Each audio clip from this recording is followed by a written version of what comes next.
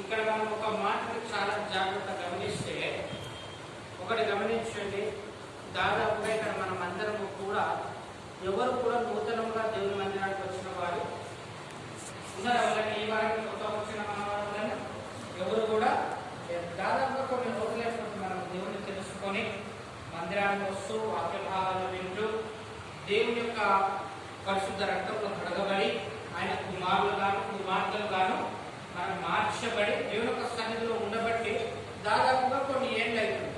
కొన్ని ఏళ్ళ నుంచి దేవుని సన్నిధికి వస్తున్నాం, వాక్యం వింటున్నాం, వెళ్తున్నాం, ఇంటి దగ్గర కుటుంబ ప్రార్థన చేస్తున్నాం, గృహ కూడికలు పెడుతున్నాం, దైవ సన్నిధానంలో ఉంటున్నాం, మంచిదే.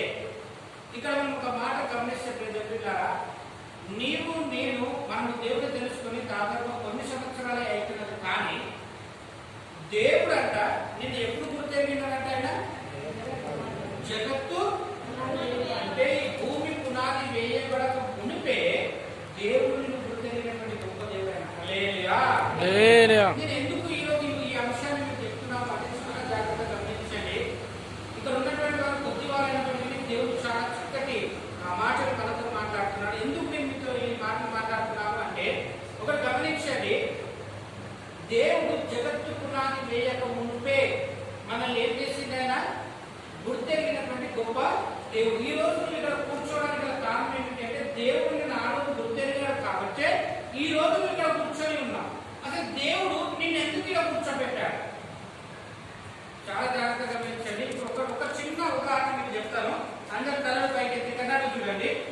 మీరున్న ప్రాంతంలోనే మంచి గమనించండి. ఇప్పుడు మీరున్నారు, మీ ఊళ్ళో మీరు ఉన్నారు, మీ ఇంటి దగ్గర ఉన్నారు. మీ ఇంటి దగ్గర చుట్టుపక్కల ఒక 10 ఇళ్ళు ఉన్నాయనుకో, ఎన్ని ఇళ్ళు, 10 ఇళ్ళు పెట్టుకో. ఆ 10 ఇళ్ళు అందరూ క్రైస్తవులు ఉన్నారా? దానిలో మీరు దేవుడు మీరు ఎవరు తెలుసుకొని ఉన్నారు? దేవుడు వారిని విడిచిపెట్టి మీరు ఎందుకు ఎన్నుకున్నాడు? దేవుడు వారి ద్వారా మీరు మారవచ్చు కదా. మరి దేవుడు మిమ్మల్ని ఎందుకు ఎన్నుకున్నారు? మీరు ఎప్పుడైనా ప్రార్థన చేసేటప్పుడైనా, ఎప్పుడైనా ఇంట్లున్నప్పుడు, ఎప్పుడైనా దేవుడితో మీరు మాట్లాడేటప్పుడు ఎప్పుడైనా ఆలోచన చేసేదా? ఒక్కసారి కాకపోయినా ఒక్కసారైనా ప్రభువా అసలు నన్ను ఎందుకు ఎన్నుకున్నావు? నేను ఎవరిని? నా వలన ప్రయోజనం ఏంటిది? ఇప్పుడు ఒక చిన్న ఉదాహరణ చెప్తాను. మనం ఇంట్లో ఒక చిన్న వస్తువు కొరకే చెప్తాం. ఇప్పుడు మన అందరి మీద ఒకటి ఉన్నాయి. ఏమున్నది? మీద రేకులు ఫ్యాన్లు ఉన్నాయా? మరి అందరి మీద ఫ్యాన్లు ఉన్నాయా? ఎవరైనా షాప్ పోయినప్పుడు నడవని ఫ్యాన్ ఇంటికి తెచ్చుకుంటారా?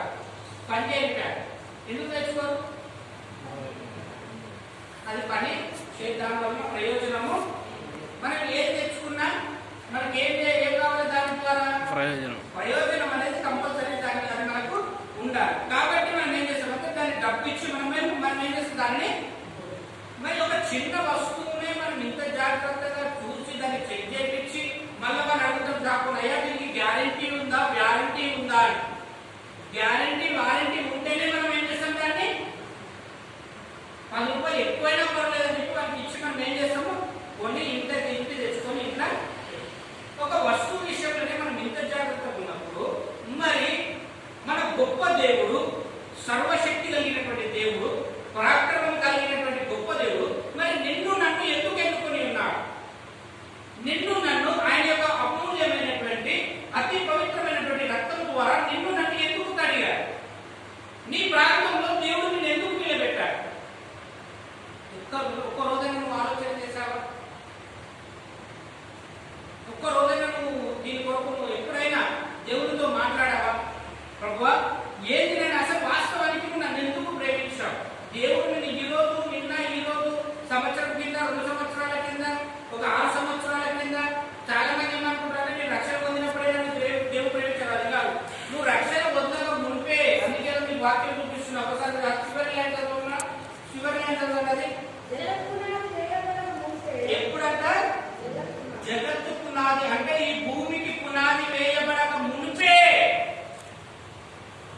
నేను పలానా మాసేపేట శ్యామ్ ఎన్నుకోబోతున్నా, పలానా సంవత్సరం నేను పలానా గౌరపల్లి నేను ఎన్నుకోబోతున్నా అని దేవుడు ఎప్పుడు మన కొరకు ప్రణాళిక ఏర్పాటు చేసిందంట? జగత్తు పునాది వేయబడక మునిపే దేవుడు నీ పేరుని జగత్తు పునాది వేయబడక మునిపే దేవుడు నిన్ను ఎందుకు ఏర్పరచుకుని ఉన్నాడు? చూడండి, దేవుడి సృష్టిలో ఏది కూడా వ్యర్థమైనది కాదు. లాస్ట్ కు ఆయన సృష్టించిన ప్రతి జంతువు పనికి వచ్చేది, ప్రతి చెట్టు పనికి వచ్చేది, అన్ని కూడా పనికి వచ్చేది. మరి మానవులమైన మనల్ని అతి ప్రాముఖ్యముగా దేనికి లేనటువంటి ఒక శ్రేష్టమైనటువంటి జీవితాన్ని మనకిచ్చి, ఇవన్నీ ప్రత్యేకతలు మనకిచ్చి దేవుడు మనల్ని ఎందుకు ఎన్నుకున్నాడు? చాలా మంది ఏం చేస్తారంటే, అయ్యా దేవుడు మమ్మల్ని పిలిచాడు, కేవలం ఎందుకు పిలిచాడంటే మా దగ్గర బలం లేదు. దేవుడు మమ్మల్ని ఎందుకు పిలిచాడంటే కేవలం ప్రార్థన చేసి మందిరానికి వెళ్ళడానికే రానికే. దేవుడు వాక్యం ఎవరు చెప్తే వాళ్ళ వాక్యం వినాలి, పేపర్లో రాసుకోవాలి, ప్రార్థన చేసుకోవాలి, అంతే. మీ బలహీనలో మాత్రం ఏమైతే మేము ప్రార్థన చేస్తే మన అవుతుందా? ఎవరైనా బాగా ఉన్నప్పుడు ఏదైనా దుష్టశక్తితో పీడింపబడుతున్నప్పుడు మాతో అవుతుందా? మేము చేస్తే అవుతుందా? అయ్యా నువ్వే రావాలి, మాతో అవుతుంది. రెండు చేతులు పెట్టి ఏం చేస్తారంటే భయపడతారు. మీకు చూపిస్తారు చూడండి, పద్ధతి న్యాయాధిపతులు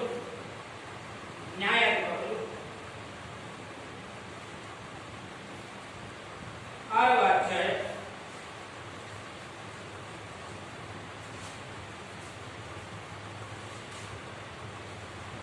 11వ వచనం.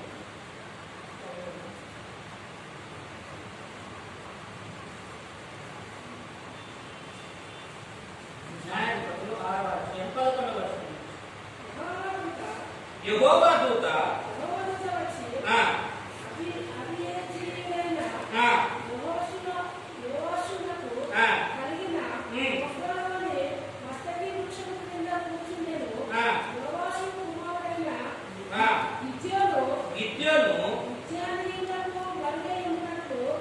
మిద్యానీయులకు మరుగై ఉన్నట్లు గానుగ చాటున గోధుమలను దుల్లగొట్టుచుండగా యెహోవా దూత అతనికి కనబడి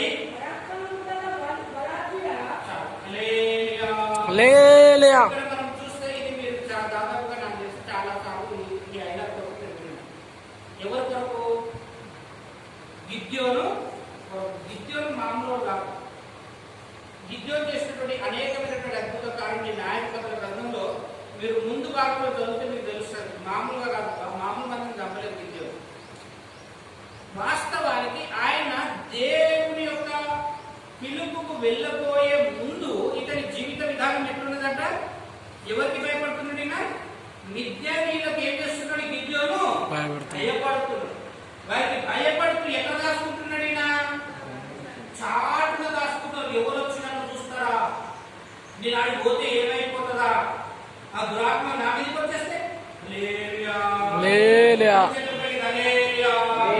చాలా మంది ప్రార్థన చేయడానికి ఏమైపోతారు? చాలా మంది భయపడిపోతారు. అరే నేను పోయా ప్రార్థన చేయడం చూసుకున్నా నా మీదకి వస్తే ఐదారు చేసుకుంటే ఐదారు ఏం కాదు. నేను అడుగు పెడితే మళ్ళీ లేనిపోని బాధ, లేనిపోని కష్టం. మరి దేవుడు నిన్నెందుకు ఎన్నుకొని ఉన్నాడు? ఇంకా గిద్యోనుని గురించి చూస్తే సేమ్ పరిస్థితి, భయంలో ఉన్నాడు. ఏమి చేయలేనటువంటి పరిస్థితులు. నాతో ఏమైతుంది, నేనేం చేయగలుగుతాను, నన్ను ఎవరు పిలుస్తుండ్రు, నా దగ్గర బలమేడున్నది, నేను బలహీనుడను, నేను ఏ పని చేయలేను, నాతో ఏమీ కూడా తన బలాన్ని తానే గుర్తలేనటువంటి అంధకార స్థితిలో గిద్యోను ఉంటున్నాడు. అదే స్థితిలో ఈ దినంలో చాలా మంది క్రైస్తవులు అంధకార స్థితిలో ఉంటున్నారు. అందుకే ఒక సందర్భంలో మనం గమనిస్తే చాలాసార్లు వాక్యవాళ్ళు విన్నారు.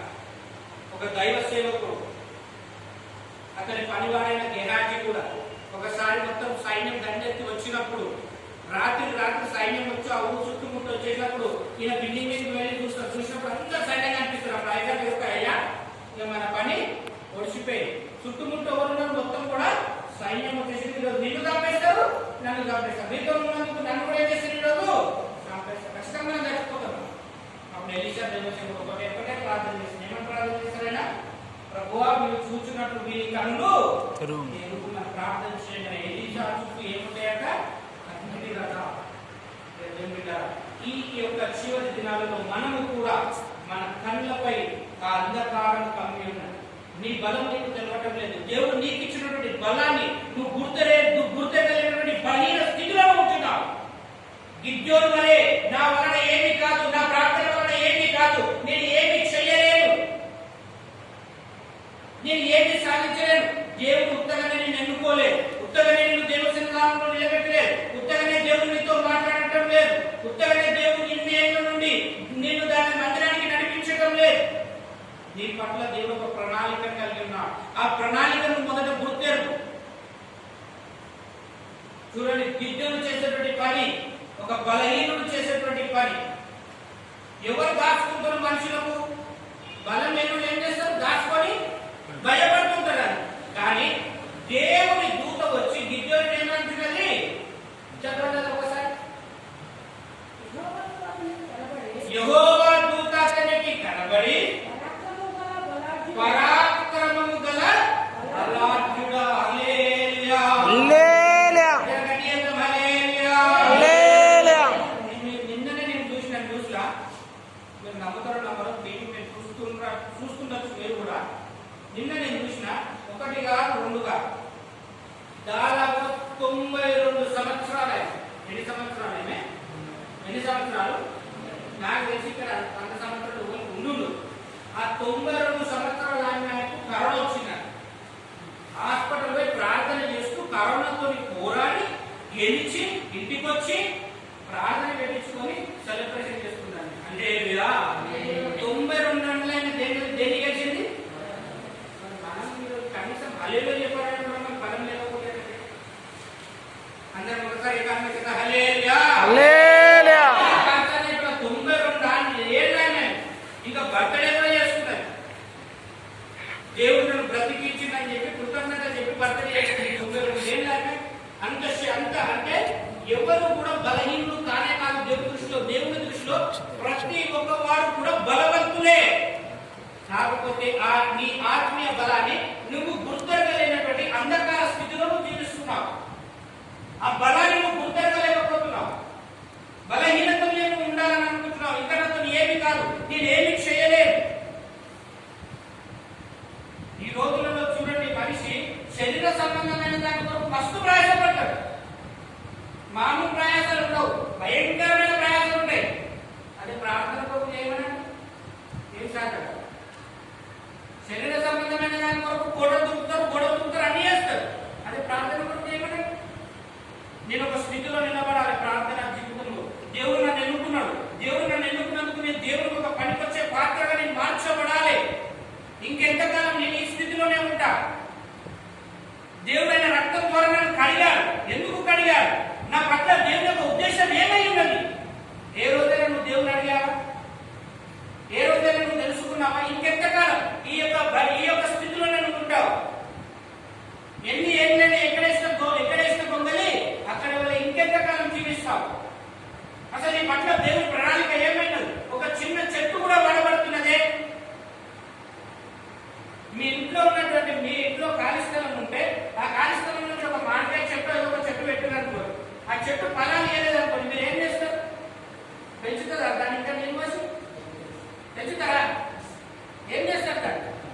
రెడీ అవ్వండి, నాకు వినిపిస్తారు. ఏం చేస్తారు?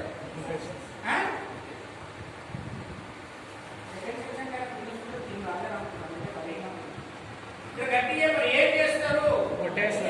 ఏం చేస్తారు? మరి దేవుడికి మన పని చేయకపోతే మరి దేవుడు మనల్ని ఎన్నుకొని ఇన్నేళ్ల నుంచి మనల్ని కాపాడుతూ మన చుట్టూ కంచె వేసి ఎటువంటి ప్రమాదమే కానీ ఏది రానియకుండా ఒక బలాఢ్యుని వలె దేవుడు నిన్ను ఒక స్థానంలో స్థిరపరిచినప్పుడు నీవు దేవుడికి పనికొచ్చే పాత్రగా నువ్వు మార్చబడకపోతే నీ స్థితి ఏమిటి? నువ్వు ఎప్పుడు బలహీనుడు అని అనుకోకూడదు. దేవుడు నిన్ను బలవంతుడుగా మారుస్తాడు. దేవుని దృష్టిలో నువ్వు బలవంతుడివే. ఇక్కడ మనం చూస్తే గిద్యోను గానుగ చాటున మిద్యానీయులకు భయపడి దాచుకునేటువంటి వాడు. అతనికి దేవుని దూత కనుక ఏమంటున్నది? మహాపరాక్రమం గల బలాఢ్యుడా, నువ్వు లేవు, దేవుడు నీతో ఉన్నాడు, నువ్వు అడిగే, దేవుడు నిన్ను స్థిరపరుస్తాడన్నప్పుడు ఎప్పుడైతే గిద్యోను అడుగు వేశాడు,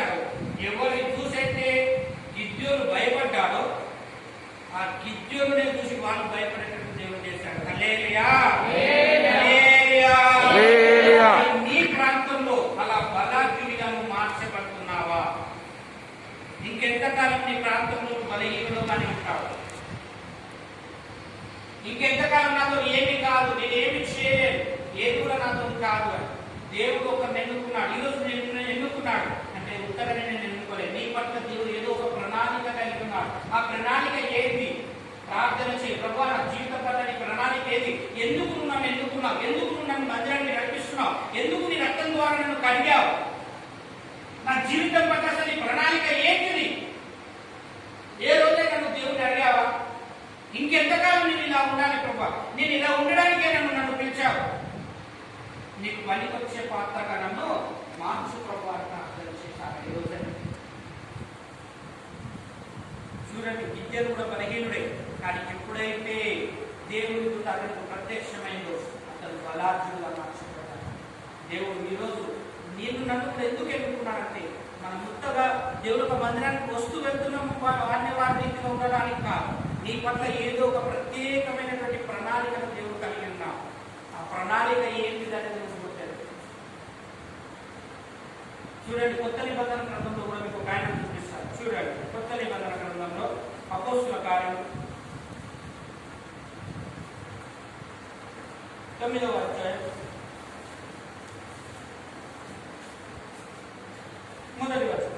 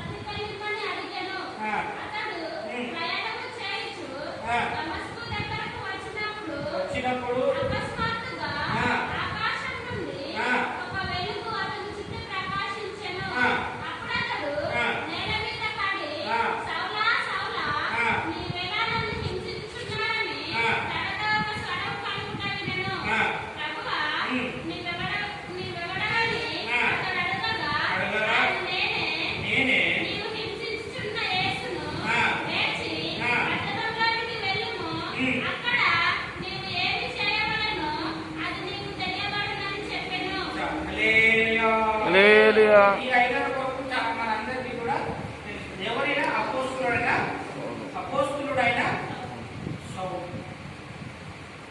మీరు ఒకటి గమనించండి,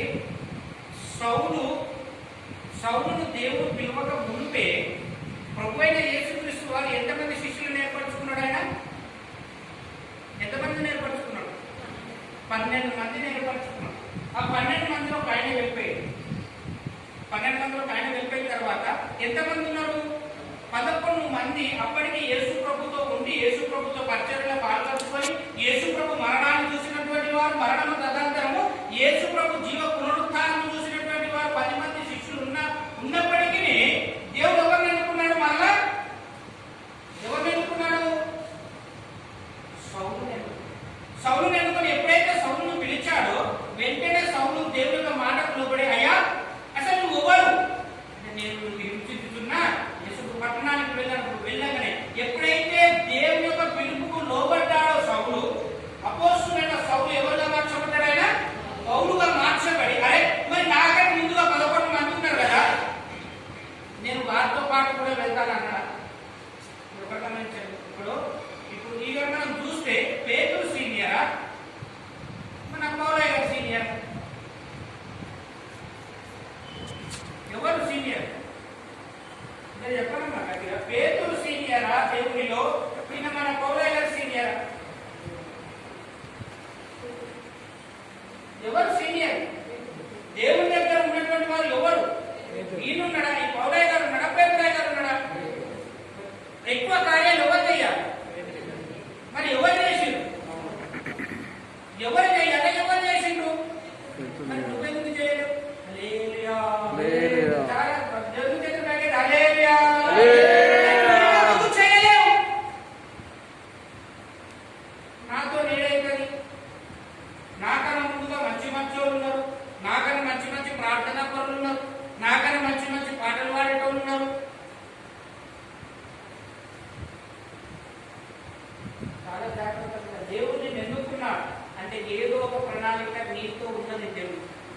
పట్ల దేవుడికి ఏదో ఒక తలంపు, ఏదో ఒక ఆలోచన. మనిషి నేను ఒకటి గమనించండి, దేవుడు ఒక మనిషిని ఎన్నుకున్నాడు అంటే ఉత్తగా ఎవరిని కూడా ఆయన ఎన్నుకోడు. ఏదో మందిరానికి వచ్చి ప్రార్థన చేసి వాక్యం వినాలి పోవాలనడానికి ఎన్నుకోడు. నీలో ఏదో ఒక తలాంతును, ఏదో ఒక ప్రణాళికను దేవుడు నీలో దాచిపెట్టాడు. ఆ ప్రణాళికను నువ్వు తీయి బయటికి. దేవుడు అడుగు, నన్ను ఎందుకు ఎన్నుకున్నావు ప్రభువా? నా పట్ల నీ ప్రణాళిక ఏంటి? ఎందుకు నన్ను నీ సన్నిధానంలో కూర్చోబెడుతున్నావు? ఎందుకు నీ మాటల ద్వారా నాతో మాట్లాడుతున్నావు? ఎందుకు అసలు నా పట్ల నీ చిత్తం ఏంటిది? చూడండి, ఒక మాట చూపిస్తాను. సామెతల గ్రంథం 1:24 వచనం చదవండి.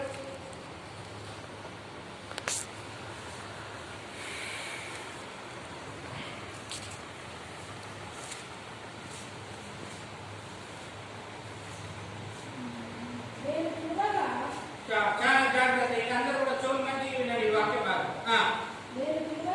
ఎవరు పిలవగా? ఎవరు పిలుస్తున్నారు ఇప్పుడు మనల్ని? దేవుడు. ఎవరు పిలుస్తున్నాడు? దేవుడు. దేవుడిలో నేను పిలుస్తున్నాడు. నీలో ఉన్న ప్రత్యేకత ఏంటిది? మేల్కొల్పు. నీలో ప్రార్థనా జీవితం ఉన్నదా? లేకపోతే నేను ఇతరులను మార్చే జీవితం ఉన్నదా? మరి ఇతరుల కొరకు ప్రయాసపడే జీవితం నీలో ఉన్నదా? ఏదో ఒక దాని కొరకు దేవుడు నిన్ను ఎన్నుకొని ఉన్నాడు. నిన్ను గుర్తగా కూర్చోడానికి వారం మందిరానికి వచ్చి వెళ్ళడానికి కాదు.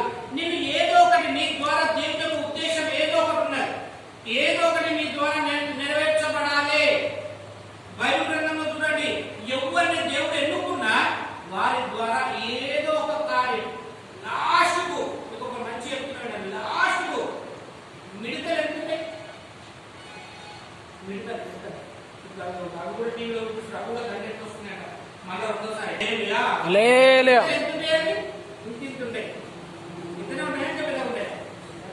ఎంతుంటాయి?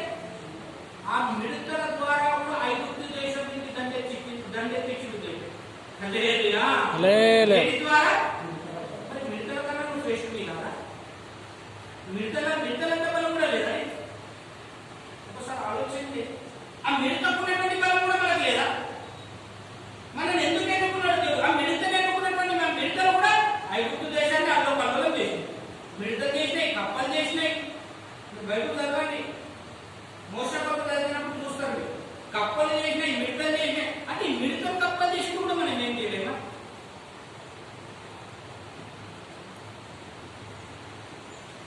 లాస్ట్కు యోనా గ్రంథంలో చూస్తే చెట్టుకున్నటువంటి ఏంటిది? ఒక చిన్న పురుగు చెట్టును మొత్తం ఏం చేస్తుంది? అది కూడా దేవుడు పనిచేస్తుంది. లాస్ట్కు ఒక పురుగు. మరి మనం ఏమున్నది? దేవుడు మనల్ని కూడా పిలుస్తున్నాడు. అమ్మా, ఇంకా నన్ను మేలుకో, నీ పట్ల నా ప్రణాళిక తెలుసుకో, నేను ఎందుకు ఎన్నుకున్నాను ఒకసారి నువ్వు ఆలోచన చేయి. ఇంకెంతకాలం నువ్వు ఇదే స్థితిలో ఉంటావు? ఇంకెంతకాలం నువ్వు మారినప్పటి నుంచి ఒకటే జీవితంలో ఉంటావు? ఇంకెంతకాలం నువ్వు బలహీనుడుగానే ఉంటావు? నువ్వు ఎప్పుడు బలవంతంగా మార్చబడతావు? ఎప్పుడు నా కొరకు నువ్వు నిలబడతావు? ఇంకా నా దేవుడు రాకడ సమీపించిన సమయం లేదు. భయంకరమైనటువంటి శ్రమల దినాలు. ఈ రోజు రేపన్నా ఎన్నున్న దేవుడు రావచ్చు. వచ్చినప్పుడు నువ్వు ఏం చేసినావు అయ్యా? నిన్ను ఎన్నుకొని సంవత్సరం అయిపోయింది. ఈ సంవత్సరం అంతా నువ్వు నా కొరకు ఏం చేసినావు? ఎంతలో నా పని చేసినావు? నేను ఎందుకు ఎన్నుకున్నా? నేను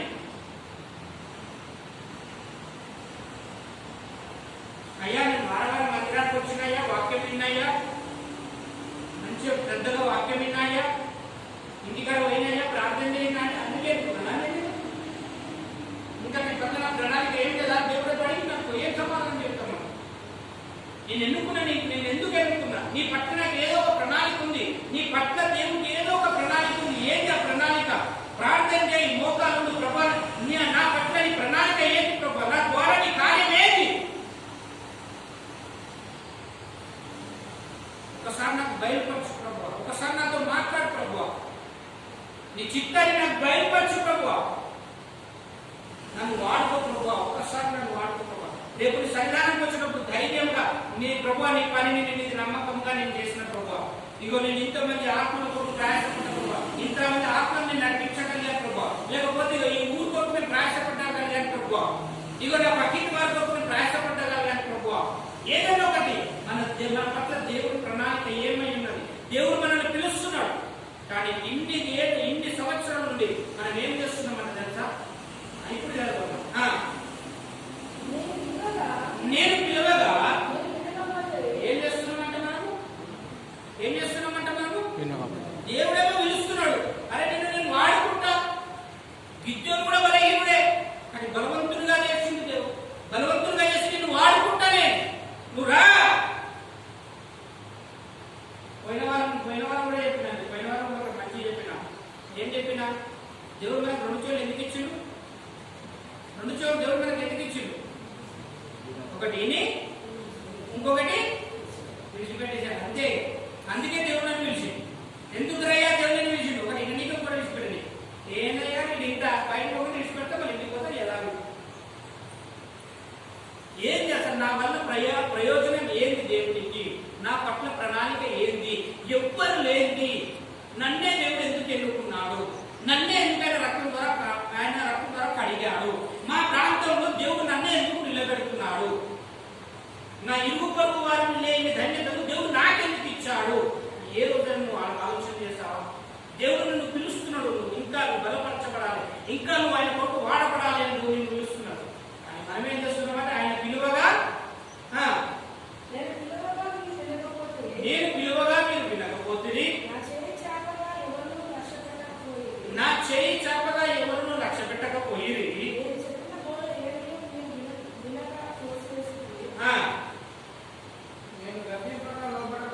నేను గద్దింపగా లోబడకపోతే, కాబట్టి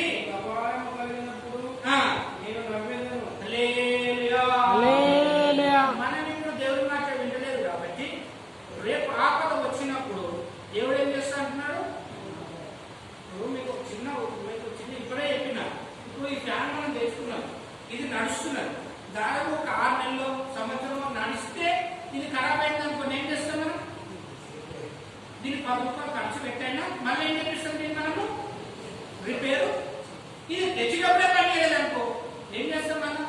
తీసుకుపోయి షాప్ మీద తీసుకుపోయి నాకు ఈ వస్తువు అవసరమే, దీంతో నాకు ప్రయోజనం లేదు, నాకు ఇది అవసరం, తీసేసి ఏం చేయాలి? నాకు దాన్ని చేసుకుంటాం మళ్ళా వేరేది. నాకు ఆ స్థితి దేవుడి దృష్టిలో మీకు తెలియదాకా స్థితి దేవుడు మన పట్ల వచ్చేంత మనము నేను పనికి రాని వాడంగా దేవుని సన్నిధానంలో దేవుడి దృష్టిలో ఉండేంత వరకు మనం తెచ్చుకోకుండా, దేవుడు పిలిచినప్పుడే, దేవుడు మనతో మాట్లాడినప్పుడే, దేవుడు మనకు చెయ్యి చాపినప్పుడే, ఎప్పుడైతే మనం ముందడుగు వేస్తామో, గిద్యోను వలె, సౌలు వలె, అపోస్తులైనటువంటి పౌలు వలె దేవుడు మనల్ని మార్చునుగాక. ఆమేన్. అలా మార్చబడాలని కాశ ఉంటే ప్రజలు చెప్తున్నా. దేవుడి దృష్టిలో ఎవరు కూడా చిన్నవారు, అందరూ కూడా ఎవరు దేవుడి దృష్టిలో అందరూ కూడా బలవంతులే. నీవు కూడా బలవంతుడమే, నేను కూడా బలవంతుడమే. ఇక్కడ కూర్చున్న మనం అందరము కూడా బలవంతులమే. దేవుని దృష్టిలో ఎవరు కూడా బలహీనులుగా లేరు. మీరందరూ బలవంతులే. మీరందరూ కూడా చేయగలిగినటువంటి వారే. మీరు చేసే ప్రార్థనలో ఖచ్చితంగా బలం ఉన్నది. మీకు అసాధ్యమైనదంటే ఏది కూడా లేదు. ఎందుకొరకు లేదు అంటే చివరి వరకు ఒక మాట చూపిస్తారు. చూడండి, చివరి మాట యెషయా 40వ అధ్యాయం 43వ అధ్యాయం 1వ వచనం.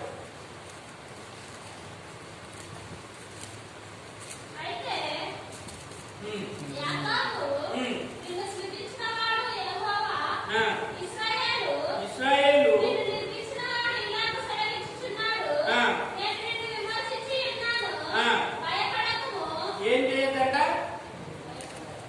అందరు తరగతి బయట లేకపోతే బయట తీసిన పేజ్ నెంబర్ చెప్పండి అందరికి. పేజ్ నెంబర్ తీసిన ఇప్పుడు మేము చెప్పి ఒకటి మాట లాస్ట్ మాట. అయితే యాకోబు స్థానంలో ఇప్పుడు మనమందరం కూడా ఉన్నాం. హల్లెలూయా. మనందరితో మాట్లాడుతున్నాం. కరుణమ్మ, మరి అమితమ్మ, మరి ఇక్కడ ఉన్నటువంటి మరి రజనీకాంత్, మరి ఇక్కడ ఉన్నటువంటి మరి మా సెక్రటరీ స్వామి, చివరికి నాతో కూడా మనందరితో దేవుళ్ళ మాట్లాడుతున్నాడు. మన చదువు బిడ్డ యాకోబు ఎవరు సృజించారు మనల్ని? యెహోవా మనల్ని సృజించి జగత్తు పునాది వేయబడక మునుపే మనల్ని ప్రేమించి తన ప్రణాళికలో ఏర్పరచుకున్నటువంటి గొప్ప దేవుడైన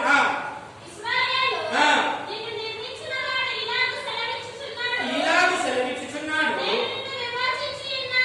నేను నిన్ను విమోచించి ఉన్నాను. నీ కష్టములో నుండి, నీ బాధలలో నుండి, నీ అనారోగ్యంలో నుండి, నీ బలహీనతలో నుండి, నీకున్నటువంటి సమస్త సమస్యలలో నుండి నిన్ను విడిపించి నిన్ను నీ విడుదలలో నుంచి బయటికి తొలగింపజేసి ఏ కష్టము నీ దగ్గరికి రానియకుండా, ఏ బాధ నీ దగ్గరికి రానియకుండా, ఏ శిఖరంలో పాపంలో అంధకారంలో ఉండవలసినటువంటి నిన్ను విమోచించి ఒక అత్యున్నతమైనటువంటి స్థానంలో నిలబెట్టినటువంటి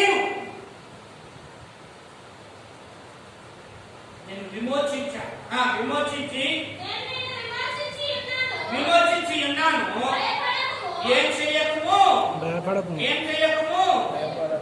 బైబిల్ గ్రంథంలో దాదాపుగా ఈ మాట ఎన్నిసార్లు ఉంది తెలుసా? 365 సార్లు ఉన్నది. ఎన్నిసార్లు ఉన్నది?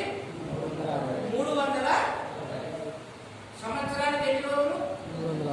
అంటే రోజుకు ఒక్కసారి దేవుడు మనతో ఏం చెప్తున్నాడు? ఏం చేయగలుగుతున్నాడు? మనం ఏం చేస్తాము? దేవుడేమో భయపడకురా బిడ్డ అంటే మనం ఏం చేస్తున్నాము? భయపడకనే. భయం అనేది మనకు ఒక అలవాటైతే ఆ భయమే మన బలాన్ని, దేవుడు మనకి ఇచ్చినటువంటి బలాన్ని దాచిపెట్టేస్తుంది. ఆ బలాన్ని మనము పైకి తేలికపోతున్నాం. నీ విశ్వాసంలో ఉన్నటువంటి బలం, నీ ఆత్మీయతలో ఉన్నటువంటి బలం, దేవుడు నీకు అనుగ్రహించినటువంటి బలాన్ని నువ్వు గుర్తెరగలిగినటువంటి స్థితిలో ఉంటున్నావు. కాబట్టి పేద బిడ్డ, ఈ రోజు దేవుడు మనందరితో మాట్లాడుతున్నా. మనం ఆ భయాన్ని తీసేసి మనల్ని విమోచించినటువంటి దేవుడు, జగత్తు పునాది వేయబడక మునిపే మనల్ని ప్రణాళికలో ఏర్పరచుకున్నటువంటి దేవుడు నీ పట్ల ఒక ఖచ్చితమైనటువంటి ప్రణాళికను కలిగి ఉన్నాడు. ఆ ప్రణాళిక ఏంటి అనేది గుర్తెరు. అప్పుడు దేవుడు బలమైన వాణిగా నేను వాడుకును గాక. గిద్యోనును ఎలాగైతే వాడుకున్నాడు, ఒక దావీదును ఎలాగైతే దావీదు కూడా చూడండి, దావీదు ఏం చేసేవాడు? గొర్రెలు కాసేవాడు. ఆ గొర్రెలు కాసేవాడిని తీసుకెళ్ళి ఎక్కడ కూర్చోబెట్టాడు దేవుడు? సింహాసనం. అంటే అక్కడ రాక ముందే ఆయన జగత్తు పునాదులు ఏర్పరచుకున్న దేవుడు నిన్ను నన్ను ఏర్పరచుకోలేడా? మరి నీ పట్ల దేవుని చిత్తం ఏమై ఉన్నదో, దేవుని ప్రణాళిక ఏమై ఉన్నదో ఒక్కసారి నువ్వు మోకా నుండి ఆయన అడగగలిగావా? ప్రభువా, అసలు నన్ను ఎందుకు నువ్వు ఏర్పరచుకున్నావు? నన్ను ఎందుకు నీ రక్తం ద్వారా కడిగావు? ఈ భయంకరమైనటువంటి స్థితిలో కూడా, ప్రపంచం అంతా కూడా అల్లకల్లోలమైనటువంటి ఈ స్థితిలో కూడా నన్ను ఇంతగా నువ్వు ఎందుకు కాపాడుతున్నావు? ఇంత నన్ను కాపాడుతున్నావు అంటే నా పట్ల నీకు ఇంకా ఏదో ప్రణాళిక ఉన్నది. ఆ పని ఏంటి చెప్పలేదు. మనం ఈ రోజు ఉండి రేపు ఉంటామో ఉండమో గ్యారెంటీ ఉందా? మనం రేపు పోయేంత లోపల మరి దేవుడు మనకి ఏర్పరిచినటువంటి ప్రణాళికను మనం నెరవేర్చకపోతే ఆయన ఎదుట, రేపు న్యాయాధిపతి ఎదుట నిలబడగలిగినటువంటి ధైర్యం మనకున్నదా? ఆయన అడిగేదానికి సమాధానం చెప్పేటువంటి ధైర్యం మనకున్నదా? ఒకసారి ఈ రోజు దేవుడితో మాట్లాడుతున్నప్పుడు ఈ యొక్క మందిరంలోనే కానీ, మీ ఇంటికి వెళ్ళినప్పుడే కానీ, మోకా నుండి ఒక్కసారి దేవుడితో మాట్లాడే ప్రతి మాటను జ్ఞాపకం చేసుకొని ఆలోచన చేయి. ఇన్ని ఏళ్ల నుంచి నువ్వు దేవుడి యొక్క ప్రణాళికను దేనిని నెరవేర్చావు? అసలు దేవుడికి నీ పట్ల ఏం చిత్తని ఉన్నారు?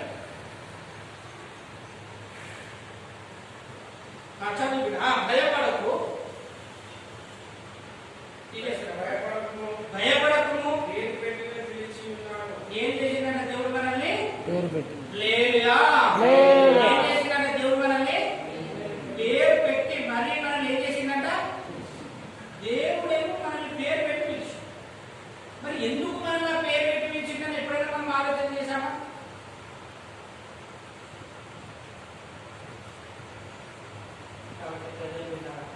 ఒక్కసారి ఆలోచించి చివరిగా మన మూల వాక్యం యోహాను సువార్త, ఒకటి చదవని ముగించేస్తాను. మూల వాక్యం యోహాను సువార్త, మొదట మనం చదివినటువంటి వాక్యం లాస్ట్ లైన్ యోహాను సువార్త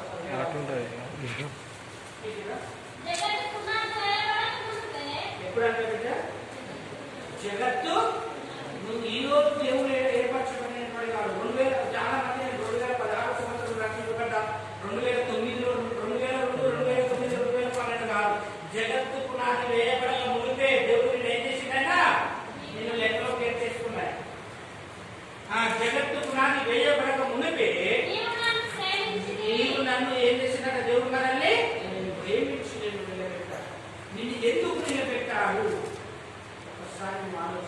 ఈరోజు నీకు నువ్వు ఆలోచన చేసి, ప్రభా నాకు ఎందుకు నువ్వు నిలబెట్టావు, నా పట్ల నీ చిత్తం ఏమై ఉన్నది, నా పట్ల నీ ప్రణాళిక ఏమై ఉన్నది, అసలు నా ద్వారా నీ ఆలోచన ఏమై ఉన్నది. ఒక్కసారి నువ్వు ఆలోచన చేయి, ప్రార్థన చేయి.